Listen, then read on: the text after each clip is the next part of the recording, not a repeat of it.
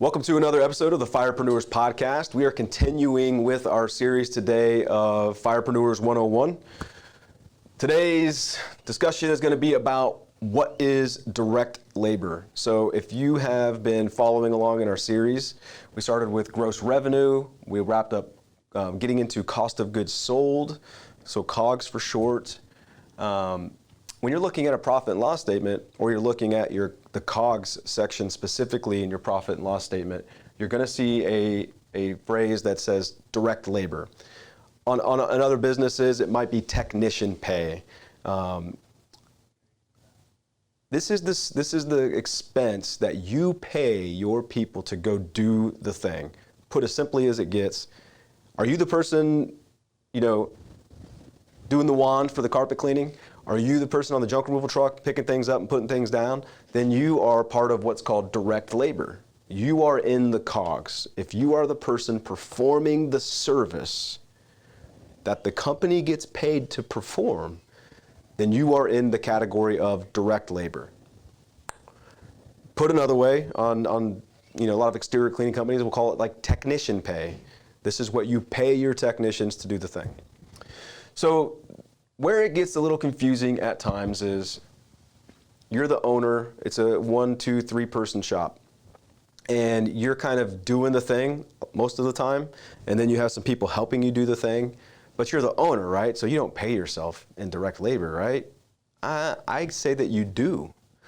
Here's the thing about business in stages of growth. There's no shame in being in stage 1. It's just a stage of growth. Like, you're going to move your way up to stage 2 and 3 and 4 if you want to continue to build your company. But let's call it what it is. If you're doing the thing and you're the owner, you put yourself in direct labor. You don't need to go down into admin labor just because you're the owner. That's my 2 cents. Other people look at this differently.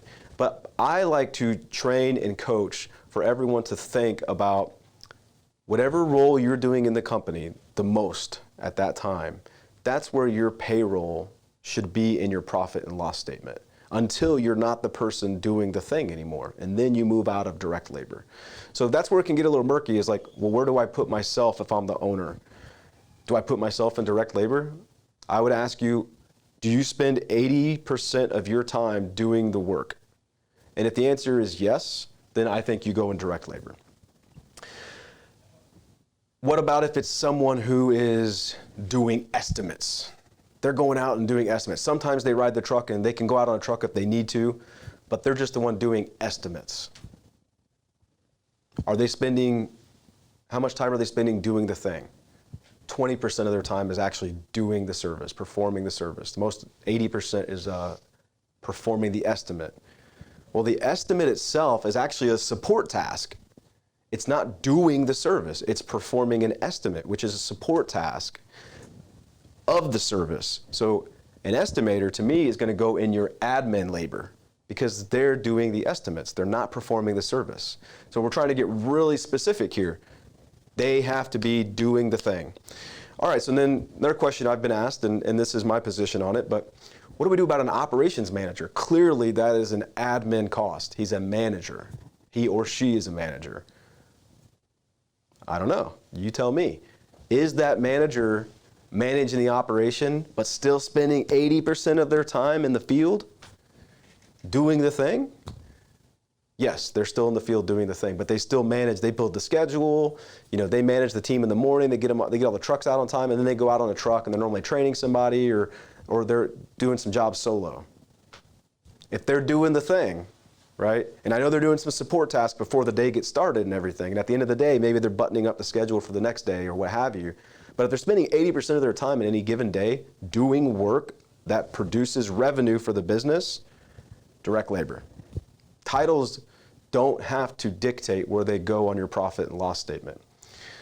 Okay, well then, Bennett, why does it matter though? Why can't I just put them in admin labor? This is where we get into why we're spending so much time on cost of goods sold. Because for you to build your business and scale it, you need to be able to forecast your revenue or have some type of predictive data so that you know where your business is going to be at the end of a day, week, month, year. Yeah, but I don't want to scale my business. I just want to build a nice side hustle, or I want my business unit to be tight and consistent, and I want to dig in. Well, I personally don't buy into the digging in. I buy into pursuing growth. So I think you should always be trying to grow your business unit or your business. Now, how much you should choose to grow it, whether it's 100% year over year or 50 or 10%, that's another conversation. I'm not going to push anybody to get, crazy like me and push for 100% year over year growth. So if you're pursuing growth, you should still be looking to hit, growth every year. You shouldn't go backwards. Well, how can you know that you're going to grow next year profitably? Brendan Vaughn says this. I love it. Stealing it, giving Brandon credit. Your top line sales, what you do every year in revenue, is for vanity. Your bottom line, your net profit, what actually goes in the bank, that's for sanity. Because we need to know that the business that we're running is profitable and not going to run out of money. Let's just keep it simple, right? We need to not run out of money. These numbers help you set pricing that will ensure that every time you perform a service, there's going to be a profit, a gross profit and a net profit. Because you can have a gross profit, but if you didn't do your COGS right, if you didn't line your COGS up right, and you set your pricing too low, you could still have a gross profit, but it not be a big enough gross profit. And then after you pay some of your other operating expenses, you have no net profit. You're actually losing money, and then you're going to go out of business. So direct labor, why does it matter who you put where? Because this data, understanding these numbers and looking at each day as what your gross profit was for that day, times the next day for the whole week, times the next week for the whole month, knowing those numbers and seeing those patterns, you're going to find out that your direct labor consistently falls, let's say, for example, 24% or 28%. Okay, now you've got some, the fire service, we call this your baseline vitals. Your business's baseline vitals is, I know my direct labor costs consistently, whether it's me in the field doing it or it's 2 technicians in the field doing it, is going to be somewhere between 24 to 28%, for example. If you're putting people in the wrong categories, though, you're never going to get that good data to start building with. If you're putting certain people down in admin labor just because of their title, but they're still the ones doing the work, your direct labor is going to come back at like 18%, and it's going to be misleading. It's going to make you think that, oh, if my direct labor is 18% instead of 28%, I don't have to charge this high of a price for the service. I only need to charge this much. And now I'm going to go out in my business, we're going to compete on price. Well, somebody's going to eat your lunch when you start to realize that as you scale and add more people to your company, maybe you run a second truck, but you've set your pricing based on an 18% direct labor.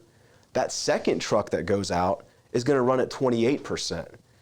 And then you're going to find over time that the data is going to show you that you miscalculated on your pricing because you had your direct labor set too low. You had your direct labor set too low because you were putting a lot of people in admin labor that should have gone into direct labor. In other words, knowing who is doing what in your business and how to account for their payroll will help you set the right pricing for your business to be profitable. That's why direct labor is so important. I gave you some good examples there of about, some ranges. I think by and large, you need to be between 20 and 30. I would say winnowing that down, depending on your service, 24 to 28, winnowing that down a little bit more. I would say, aiming for 25 or under.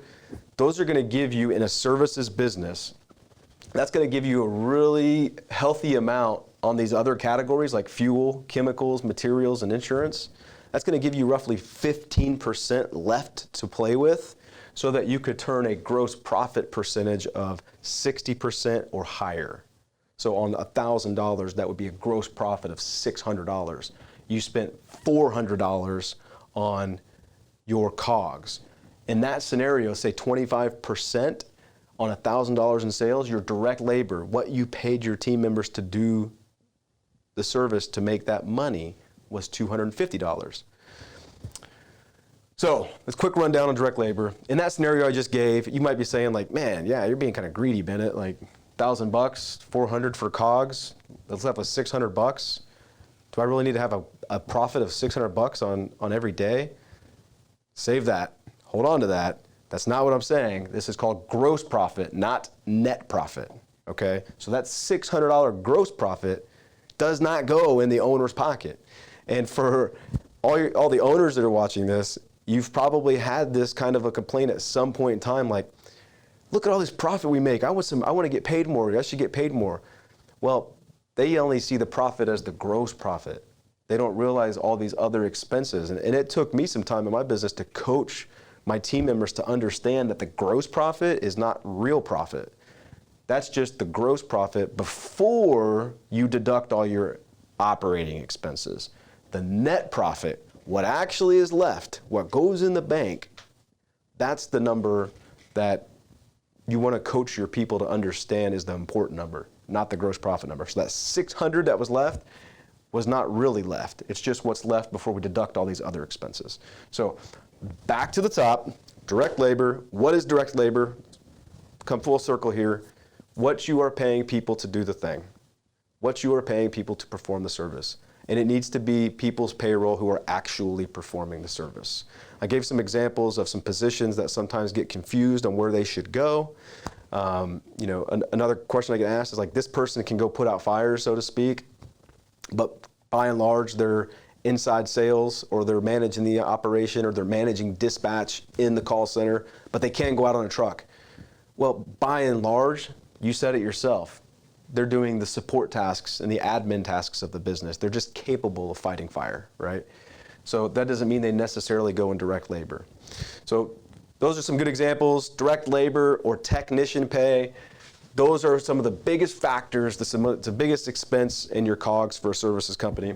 So hopefully this video shed some light, gave you some clarity on direct labor. Next one we're going to tackle is fuel costs, how to break that out, how to explain that, how that gets deducted in your cost of goods sold versus maybe like admin fuel. So that's the next video. Keep watching the series. If you haven't, maybe start at the beginning so you can follow us along step by step. And by the end of this, we're going to be understanding of gross revenue, COGS, and gross profit percentage. So we'll keep jamming. See you on the next one.